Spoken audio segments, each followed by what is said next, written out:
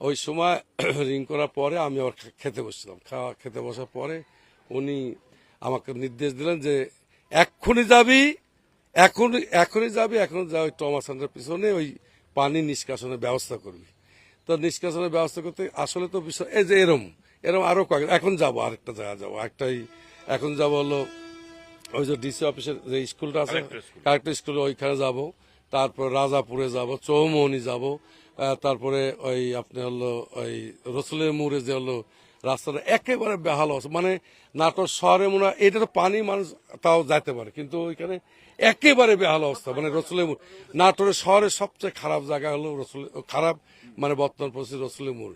ওইটারও tender হয়ে গেছে, আজকে ওপেন হবে মনে হয় টেন্ডার, আজকে লটারি হবে মনে হয়। যাই হোক, তো এই কাজগুলো বর্ষা বল আমার তো আর দেখে লাভ নেই, যেহেতু আমরা রাজনীতি করি আর যেহেতু নির্দেশনা দিয়েছে দুলু সাহেব, এই কারণেই এইগুলো যাতে আমরা দ্রুত পানিগুলো নিষ্কাশন করতে পারি, এই উদ্দেশ্যে আসা যে হলো এই নিষ্কাশন করতে। পাশাপাশি আসলে আমরা তো জনগণ নিয়ে কাজ করি, মানুষের দুঃখ দুর্দশা যদি না বুঝি তাহলে আর দল করে লাভ কি, আর হলো এই আপনার প্রতিনিধি হয় লাভ, জনপ্রতিনিধি হয় লাভ কি। ওই কারণেই মূলত এই মানুষের পাশে দাঁড়ানো। আমি তো এই যে অবস্থা দেখতে পাচ্ছি শহরে অনেক কয়েক জায়গাতে এই অবস্থা আছে, তবে মানুষের আরো সচেতন হওয়া দরকার, মানুষের জায়গা দেওয়া দরকার। এই যে পাই না এখন হয়তো কেউ যদি মনে করে যে আরে ওই তো ডুবছে, ডুবুক গা, আমি তো বেঁচে আছি, এরকম করলে তো অসুবিধা আমি মনে করি। তো যাই হোক, যারা এখানকার জনপ্রতিনিধি হতে চায় তারা এমনি সাধারণ আম মানুষ, পাশাপাশি এই ওয়ার্ডের নেতৃবৃন্দ, আমার সাথে এখানে উপস্থিত আমার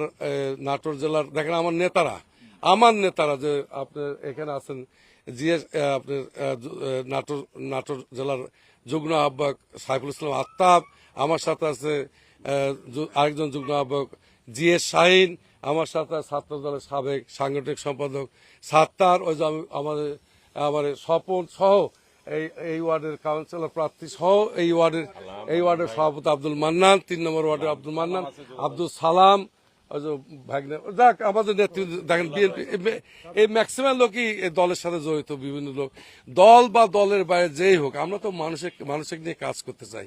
মানুষের যেগুলা এই যে ওই মহিলাটা হয়েছে কি কষ্ট, এটা